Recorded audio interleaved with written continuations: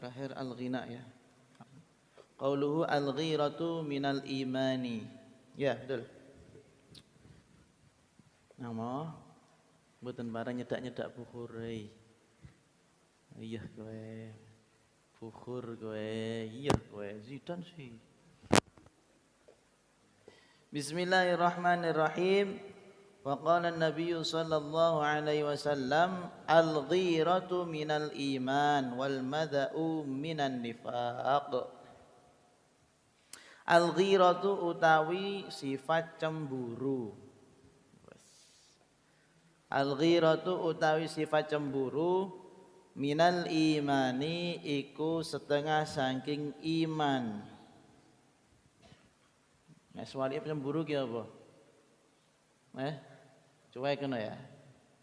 Terus tulisannya piye? Cuik ngono ya. Cuek ya kena terserah. Wal madzaulan utawi ora peduli bojo utawa ora peduli keluarga cuek ya. Utawa ora peduli karena ini konteksnya ada masalah keluarga. Wal madzaulan utawi ora peduli minan nifaqi iku setengah saking sifat munafik. Minan nifaqi iku setengah saking sifat munafik. Rawawas riwayatake hu ing al hadits al Baihaqi sapa al Imam al Baihaqi. Al ghiratu utawi sifat cemburu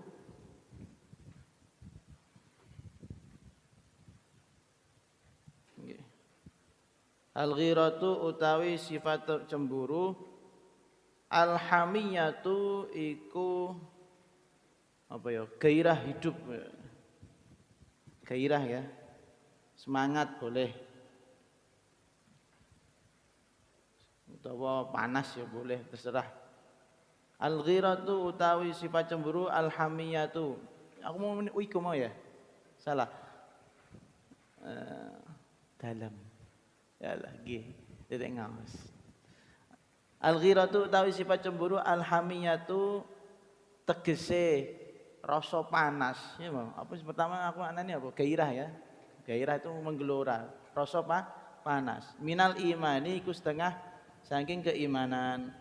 Minal imani iku setengah saking keimanan. Yang ini bukan hadis tapi syarah ya, penjelasan. Wal madzaulan utawi sifat ora peduli utawa cuek. Wal madzaulan utawi sifat ora peduli utawa cuek. Ar-ridho iku lila. Rela, ridho, suka rela lah, ora suka cita seneng ya. Lila bidukhulil ajanibi kelawan mlebune wong-wong liya. Al ajanib bidukhulil ajanibi kelawan mlebune pira-pira wong kang liya. Alal ahli ing atase keluarga. Allah, derek maknani nggih. Nangmu derek maknani. Lah kitabe pundi? Alal ahli ing atase keluarga. Nah, ini jadi al-ghirah kalau bahasa kita artinya cemburu. Kalau di kamus ya taghayyurul qalbi wa hayajanul ghadab. Berubahnya rasa di dalam hati dan kemudian meluap-luapnya sifat emosi, marah. Kenapa? Bisa babil musyarakah fima bil ikhtisas. Karena adanya orang yang intervensi menikmati apa yang kita menikmati apa yang seharusnya itu miliki kita. Dan sifat cemburu sing ora tau jatuh cinta ora usah paham perkara cemburu ya. Nah, itu rak mudeng iki. Sapa kene sing cemburu? Oh, kaya Fardon karo Ibul iku lah. Iku nek Ibul cemburu yo. Paham ya? RT karo sapa deh? Kakak. Jadi RT akan cemburu kalau kakak deket-deket coba. Ya, itu kan itu bukan ikhtisos yang halal ya. Bukan privasi yang halal itu. Jadi artinya gini, sifat cemburu itu ternyata kalau di syarahnya berarti tidak hanya masalah suami istri, cuma berarti termasuk anak. Kalau sampean punya anak perempuan, terus kemudian di apa ya, mau dinodai sama laki-laki yang tidak tidak bertanggung jawab, kemudian marah, itu sudah termasuk sifat cemburu. Cemburu semodel ngene iki apik tah mboten? Bagus, karena merasa memiliki, tapi halal. Kayak sampean sik nak kedap. Kayak sampean harus dibojo ya. Sampean sudah bukan pacar loh ya, bojo ya. Zaujah yang benar-benar sudah qabil tu nikahaha wa tazwija. Nah, terus kemudian ada laki-laki ada laki-laki yang tiba-tiba WA atau video call.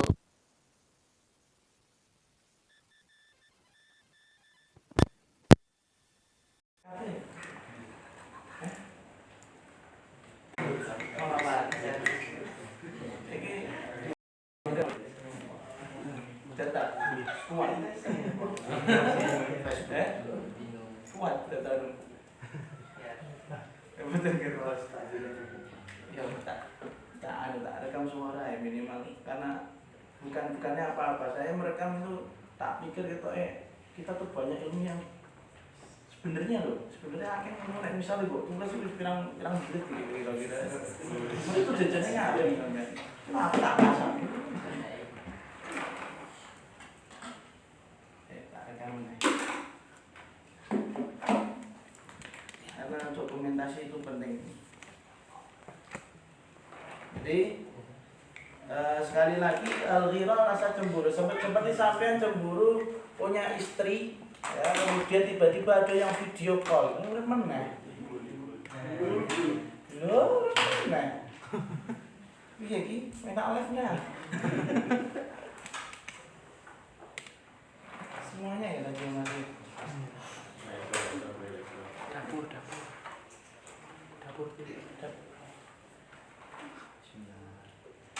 ini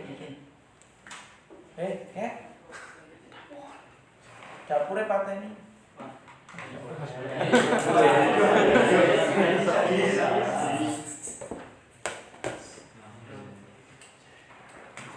bukan yang pengen terkenal orang, mungkin tim satu si nonton yang sopo kan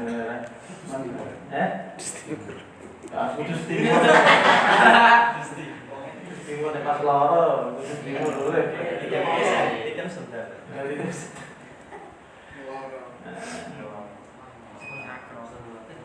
Jadi eman, minimal untuk dokumentasi pribadi lah.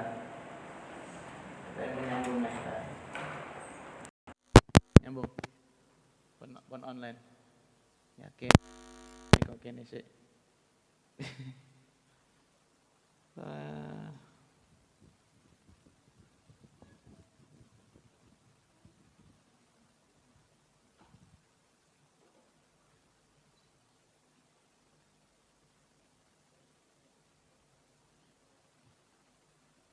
Oh iya nyambung ya, langsung ya.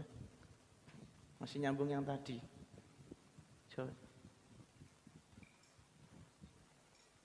Jadi sekali lagi saya seneng ngomong masalah cemburu ki seneng. Seneng ngomong ning ngene ngarepane jomblo. Jadi rasanya ku puas. Rasa cemburu itu bagian dari keimanan kata Rasul. Al-ghiratu minal iman. Bahkan dalam salah satu sifatnya Allah Subhanahu wa taala itu Allah itu al-ghuyur. Al-ghuyur itu sangat pencemburu. Loh, Gusti Allah apa cemburu karo makhluke? Artinya Allah Subhanahu wa taala sangat cemburu sekali ketika hambanya tidak mau memandang kepada Allah Subhanahu wa taala, tidak mau bertawajuk kepada Allah Subhanahu wa taala, lebih mementingkan gendaane, lebih mementingkan apa misalnya HP-ne, lebih mementingkan kerjaane sampai lupa kepada Gusti Allah. Maka yang paling aneh ketika sampean perhatikan ayat hafizu ala sholawati was sholatil wusta wa qumu lillahi qanitin. Itu terus setelah ayat itu ternyata wal mutallaqatu ya yatarabasna walladzina yatawaffawna minkum daruna azwajan wasiyah. Ujuk-ujuk ngomongno wasiyah masalah mutawaffa anha, wanita yang ditinggal mati. Dan sebelum ayat hafizu ala sholawati wa sholatil wusta itu tentang juga masalah ayat nggak salah ayat tolak nggih. Ayat tolak. Terus gujuk-gujuk ana hafizu ala sholawati wa sholatil wusta. Iki apa karepe Gusti Allah kan ngono ya. Habis urusan cewek, kemudian gujuk-gujuk tengah-tengah ana salat, bariku menerangkan ayat tentang tentang orang-orang yang mutawaffa anha atau wasiat kepada al mutawaffa anha. Harusnya kan ayat hafiz itu jangan dimasukkan tengah-tengah itu kan. Ya, ayat hafiz itu tentang kan jadi tak kayak gambaran sebelum ayat hafiz ala sholat. Hafiz ala sholawat itu isinya apa? Tentang kita untuk menjaga tetap sholat. Bahkan fa in khiftum farijalan aw rukbana, masalah sholat khauf malah. Nek perang atau lagi dalam keadaan yang genting, kita tetap harus sholat dengan cara apapun. Ini ayat berada di antara dua ayat. Yang pertama tentang ayat tolak, terus setelahnya tentang ayat wanita yang ditinggal mati oleh suaminya. Kan ora nyambung kan? Ora nyambung. Ternyata para mufassirin mengatakan Allah Subhanahu wa taala itu mendatangkan ayat hafizu ala sholawati was sholatil wusta. Itu Allah tidak ridho kalau segala urusan itu habis, pikiran kita itu habis untuk ngurus-ngurus perkara-perkara yang selain Gusti Allah. Justru kalau tidak ada sholat di situ, berarti koyo Gusti Allah ngakon awake dhewe fokus pada perkara yang urusan niki wae nggih, tolak, urusan cerai, urusan yang sifatnya manusia. Kalau mau pengen clear urusanmu, di tengah-tengahnya harus ada doa. Kasarane kayak ngono. Di tengah-tengahnya kudu tetap tawajuh ila Allah. Itu tekan ayat iku lah pomo. Jadi ayo Allah cemburu. Ya betul. Allah cemburu. Ngasih kowe cerai karo bojomu, Allah cemburu. Kene cerai karo bojomu biasa, Bro. Kasarane kan iku biasa, Bro. Nek sampean galau itu biasa. Eling mbek aku meneh itu ala sholawati wa sholatil wusta. Keren tau tadi. Jadi munasabahnya atau sambungannya itu seperti itu. Nek kowe urusan dengan manusia, urusan duniawi itu ruwet, cupet, semrawut, ngubal. PPKM tambah ngubal. Misalnya kayak ngono, hafizu ala sholawati wa sholatil wusta. Sholato. Karena itu kalau kita sudah dikasih ayat kayak gitu kan, itu kan pelerengan, isyarah atau sindiran dari Allah Subhanahu wa taala untuk kita. Artinya segala keadaan kita, baik dalam keadaan aman, baik dalam keadaan genting, susah, senang, iku kudu eling Gusti Allah. Rata-rata wong iku nek eling Gusti Allah pendak napa? Susah. Tapi nek pas wayah seneng, ya akeh laline lah, angel laline itu manusiawi banget. Terus Allah sangat cemburu. Jadi nyatane ayat hafizu ala sholawati wa sholatil wusta diseselno nduk gone dua ayat tentang wanita, tentang urusan kita dengan wanita. Kembali lagi pada masalah al-ghirah minal iman. Rasa cemburu adalah bagian dari keimanan. Karena bagaimanapun, apalagi ini menyangkut istri, apalagi ini menyangkut anak, ya, apalagi ini menyangkut keluarga. Itu kalau wanita kita, wanita-wanita yang ada di sekitar kita ku wong wedok sing gampangan, sing elek sapa? Sampeyan melu kena eleke ta mboten sing dadi wong lanang. Meneh nek iku bojo lanang. Misale bojomu ku tukang lambe turah misale. Utawa tukang sing wah nek jenenge nek ngene sering-sering ning ngene kafe karo cah lanang-lanang, kira-kira sing elek sapa? Sing elek ya Kimbul. Tapi menang banyak dia. Betul. Sing elek sapa? Misalnya sampai punya istri tapi bojone sampean itu bedal-bedal terus dengan laki-laki lain terus. Kira-kira pripun? Video call karo cowok ning ngene kamar. Lah laki apa? Ayo ngopi, sarep pik-pik malah ngopi. Bezar. Jadi sing dijak wong wedok. Dadi ya betul kalau sifat cemburu itu diperlukan. Karena kalau kita rela berarti kita melepas keimanan seseorang. Urusan imane wong wedok. Iki wong wedok iki nek sampai jepat, sampai awak dhewe gendoli nafkah, ning akhirat gendoli nek arep mlebu swarga. Makanya perlu sifat cemburu. Nah, ngono. Jadi betul dikatakan al-ghirah minal iman. Sebaliknya wal madza'u minan nifaq wa cuek. Cuek itu termasuk bagian dari menafikan. Karena bagaimana dikatakan munafik? Ya munafik sepertinya baik tapi di dalamnya ternyata busuk. Oh no wong lanang kok merelakan wanitanya, merelakan istrinya, merelakan anak perempuannya untuk dicipi ya. Saya bukan apa ya? Dicocol-cocol ya. Dicocol istilahnya. Pak Anam. Pokoknya dicicipi lah. Wong sampean nek rak tau ngicipi, mas sampean arep njaluk ae ditahan-tahan kon tak oleh kan rak entuk jatah kok iki malah dicicipi wong liya kok. Oleh. Makane sewu aku dhewe itu sampean mungkin nih saya bukan ngapik-ngapik aku dengan istri saya. Tapi istri saya kalau dia kok dandan lebih ning njaba iku rak pernah dandan sing wenar kayak siapa ya? Kayak pokoke kayak artis-artis selebgram gitu. Apa? Pokoknya ngono aku nak kenal soalnya aku rak tau ndelok wong wedok liya bojoku dhewe. Soalnya saya enggak rela, mending bojoku elek lah diarani elek lah tapi kuwekku.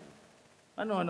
Tapi itu milikku, itu swargaku, itu nikmatku. Mosok tak wewekno wong liya kan ngono. Nek ora ngono nifak, munafik gitu. Nah, jadinya munafik. Betul kata Kanjeng Nabi. Itu termasuk dari bagian kemunafikan. Jadi makanya di sini disebutkan al-ghirah al-hamiyah. Ghirah cemburu itu rasa panas. Ana bojomu dicet wong lanang, iku yo kudune panas. Terus apa di video call itu ya panas, itu bagus sebenarnya. Senajan urusan kerjaan, saya katakan senajan urusan kerjaan. Sekarang non sewu itu berasal dari teman lama-lama demen, ya kan non? Ya. Betul sih wong tak ketok wong. Oh betul ya, dari teman menjadi demen. Ya Allah, dari kawan menjadi kawin. Ya Allah. Jadi misalnya saya sendiri paling nggak suka kalau ada, ya kalau memang terpaksa urusannya beda meneh, misalnya kayak wanita yang ditinggal suaminya atau dinafkahi, itu urusan lain gitu. Tapi misalnya kan ini kan berarti kan wanita yang bebas, artinya dia memilih pilihan tidak masalah, untuk nikah lain kan tidak masalah. Tapi nek ana wong wedok di bojo lanang kemudian dengan dalih apa bekerja repot. Wakeh sifat yang enggak sesuai pasti. Nanti dari mulai HP-nya nanti di private, kita enggak tahu passwordnya, kita enggak tahu bagaimana loginnya ke akun sosmednya itu. Semoga itu sudah tanda-tanda itu. Sudah tanda-tanda kalau tidak baik, mesti duwe kenalan sing membuat dia nyaman. Makanya paling bahaya nek wis ana wong lanang wedok wis nikah kok mencari kenyamanan di tempat lain, wah repot. Nek lanang jero-jero bro, bisa oleh nikah makat. Iya kan, walaupun dalihnya ittiba sunnah ya, tapi kan aslinya ittibaul hawa kan itu. Ngomongnya, tapi kan ittibaul hawanya bisa disahkan dengan agama kan gitu kan. Iku nek lanang, tapi nek wedok piye? Bahaya. Makanya saya tekankan betul, sampean itu juga harus seperti itu. Jangan cuek-cuek banget. Kalau misalnya adimu deloken, makanya kalau sampean terkenal sebagai kakak atau adik yang galak gitu, posesif ya istilahnya. Posesif enggak masalah. Itu menjalankan keimanan. Tapi yo posesif aja mbok nikmati dhewe, Bro. Iku artinya segelnya harus aman gitu loh maksudnya gitu. Segelnya harus aman. Di Mbak Yusim Perawan iku aja gampang-gampang. Tapi nek Mbak Yune wis elek to adine elek ya ora posesif ora banget ora masalah, ora ono sing doyan ya. Nah, kayak Adib karo sing ngarep niku wis monggo. Muri Avanza ya. Kita persilahkan. Temenan, kita persilahkan.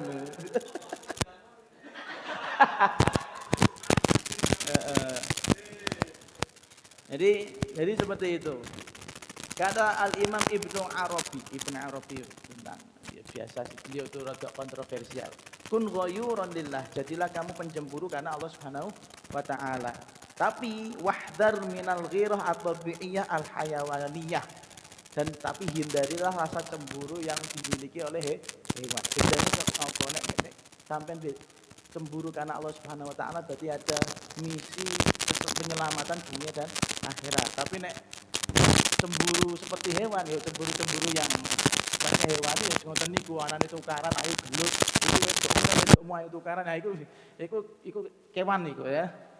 Terus wal mizan, terus takarannya bagaimana kalau kita tahu mana itu cemburu karena Allah, mana itu cemburu seperti hewan? Annal ladzi yagharu lillah innama yagharu lintihaki maharimihi ala nafsi wa ala ghairihi. Kalau cemburunya itu takut terjadinya keharaman, takut kehormatannya rusak, ya. Nah, kehormatannya rusak. Maka itu termasuk cemburu yang karena Allah Subhanahu wa taala. Berarti baik apa enggak? Hah? Baik apa enggak? Baik. Seperti halnya fakama yagharu ala ummihi aw halilatihi ayazniya biha ahadun. Cemburunya itu sebagaimana mengetahui ibunya atau wanita halalnya berarti istrinya dizinai laki-laki lain. Bojomu dizinai wong liya. Iki nek cara normale mboten anu iki. Cara normale sing rak hewan nggih, sing bener-bener manusia normal iku mesti cemburu. Nah, mau cemburu yang model seperti ini, waduh, kaget aku. Cemburu yang model seperti ini berarti cemburu yang baik. Terus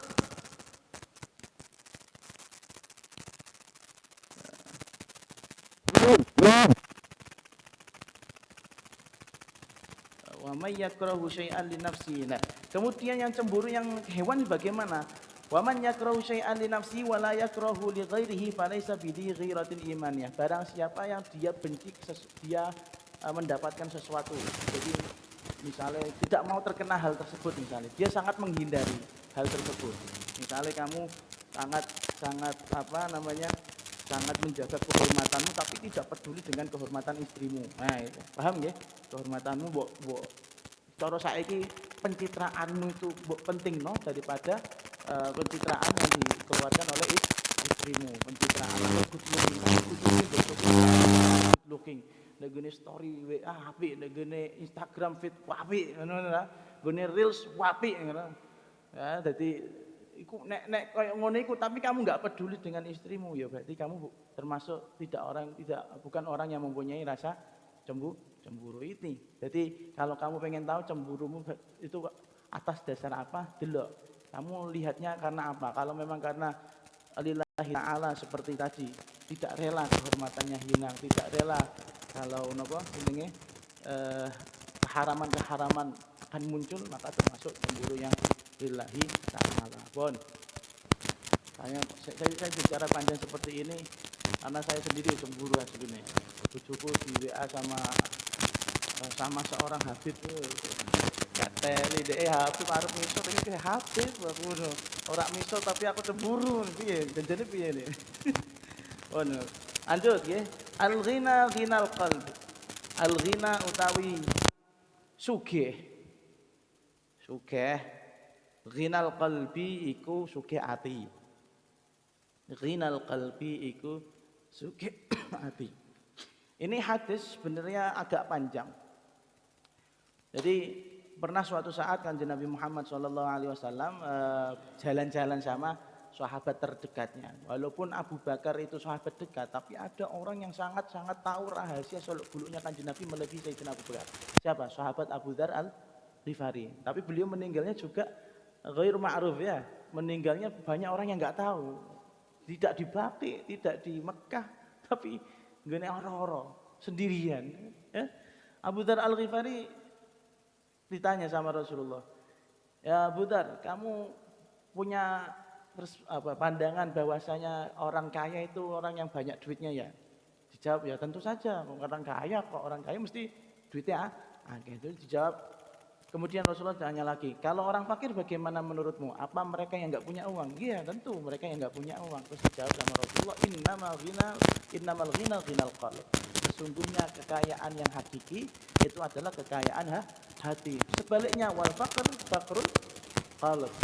Kemiskinan yang hakiki itu ketika hatinya miskin. Nah, ini berarti yang dipandang bukan kamu tuh punya duit berapa triliun, kamu punya duit omah berapa banyak, kamu punya kendaraan sebagus apa, enggak. Berarti yang dilihat adalah al-qalbu. Jadi kekayaan hati itu seperti apa? Kamu memiliki sifat-sifat yang jarang sekali dimiliki manusia. Sifat-sifat mahmudah. Kalau kamu punya sifat dermawan, itu mainin ngene hati tanggene apa tangan? Hati kan? Kemudian kamu punya sifat welas asih, penyayang, gitu. Itu yang bermain tuh hati apa tindakan kita, jawareh, anggota badan. Hati kan?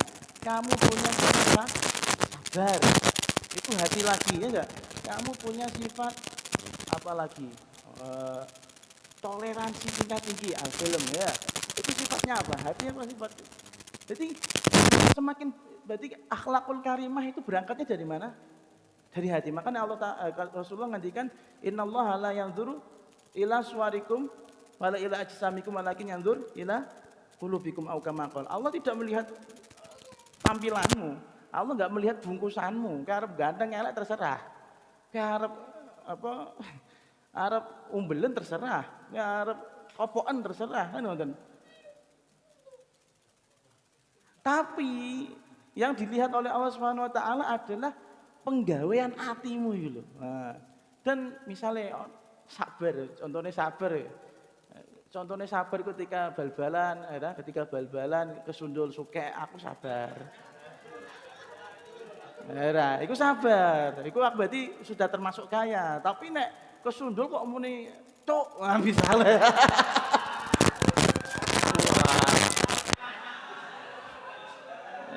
Jelas dia fakir orang seperti ini ya.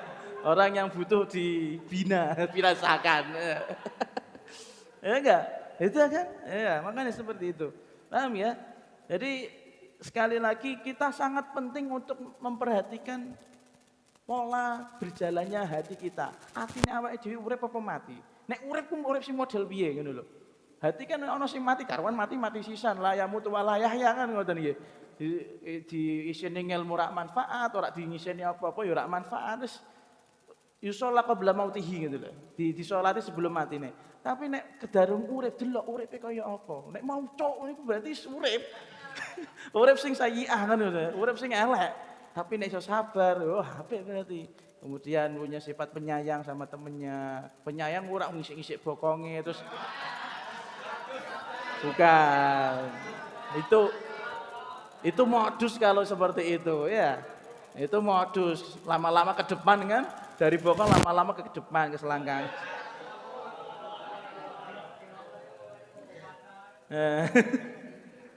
Jadi yang dikatakan di sini Imam At-Tibi mengatakan yumkinu ayyurad bi ghinan nafs husulul kamalatil ilmiyah wal amaliyah. Yang dimaksud kekayaan hati itu adalah kita berusaha terus untuk memperkaya ilmu kita, memperkaya amal kebaikan kita. Ngono carane. Dadi dalam pripun kali apa? Eno. Entuk terus. Me kawin berarti kowe. Balik gini Mbak Una. Ngentut ya. Jadi untuk memperkaya mimik nggih sanjana mimik. Mimik. Alah. Gusti. Jadi kaya hati itu berarti urusan kamu masih cok apa ora niku gampangane. Kaya wis. Itu apa matel ya. Kita mboten. Bismillah. Allah. Sampun balik dolanan meleh. Mboten.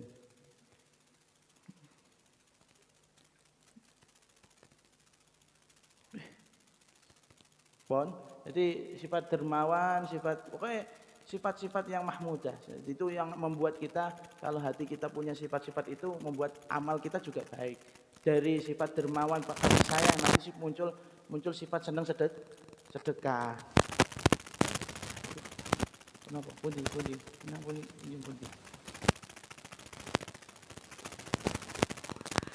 Ya nggih. Bismillahirrahmanirrahim. Nek ngaos. Bawa kok melon. Pun. Pun paham ya? Jadi itu selalu berusaha, ini kata Imam At-Tibi, kita selalu berusaha untuk meningkatkan kesempurnaan kita dalam hal keilmuan maupun amal yang soleh. Pun, kita lanjut. Kemudian mungkin sampean tanya, kan Nabi kayak enak aslinya, wa wajadaka dhallan fahada wa wajadaka ailan fa'aghna, dalam surat apa itu? Alam nasyrah ya. Alam nasyrah. Allah menemukanmu dalam keadaan yang fakir, fa'aghna, maka Allah membuatmu kaya. Itu tafsirannya gimana? Kaya yang model apa? Tafsirannya para ulama mengatakan jelas itu yang dikatakan Allah adalah kekayaan hatinya Rasulullah. Jadi Kanjeng Nabi itu kan ayat itu turunnya di Mekah. Turunnya di Mekah, bukan di Madinah. Jelas Kanjeng Nabi di Mekah fakir apa kaya? Fakir, tidak punya apa-apa. Kayanya model apa? Wah, beliau mengalami peristiwa yang namanya belah dada, bukan belah deren. Belah dada, ya belah dada yang normal, bukan belah dada yang pikiranmu itu. Jadi dioperasi sama siapa? Malaikat Jibril. Pertama beliau dioperasi ketika waktu umur 2 atau 3 tahun ya. Diiseni banyu zam-zam, diiseni ilmu dan hikmah. Kemudian beliau dioperasi lagi ketika beliau mau mencapai umur balik. Nah, mau umur balik ya. Jadi nek umur balik kan utawa sampean ora tau dioperasi dadi ngene-ngene iki, nakal-nakal ini iki ya. Kanjeng Nabi dioperasi dulu biar hatinya sendiri sudah penuh dengan hal-hal keilmuan nurani, nur dari Allah Subhanahu wa taala. Iki nek anake Nur Kamit iki beda nek ceritane.